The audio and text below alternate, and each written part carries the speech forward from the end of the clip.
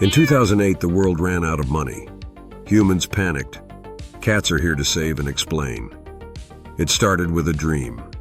Every cat wants a box, a nice warm cardboard box to sleep in. This is the American dream. The fat cats at the bank had too much extra catnip. They needed to lend it out to earn interest. At first, they only lent catnip to prime cats. These are cats with jobs, steady supply of mice, and good credit scores. But soon, the fat cats ran out of prime cats. Everyone who could afford a box already had one. But the fat cats wanted more profit, so they had a terrible idea. Let's lend catnip to the stray cats. Cats with no mice. Cats who sleep in the rain. They called these subprime loans. They told the strays, "Take the box now, pay us the catnip later."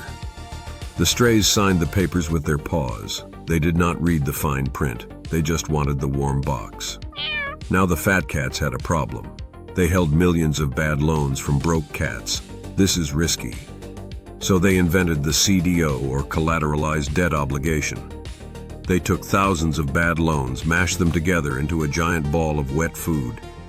They wrapped this ball in shiny foil and called it premium tuna security. They sold it to investors who did not smell the meat. They paid the referees, the rating agencies, to stamp AAA quality on the package. The referees were asleep, so they stamped everything.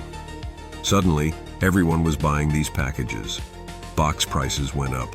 Even kittens were flipping cardboard condos for profit.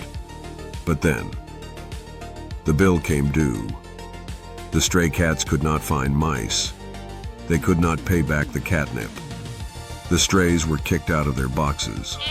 Supply of empty boxes went up. Price of boxes crashed. The investors opened their premium tuna packages and realized it was just old litter. Panic. The banks stopped trusting each other.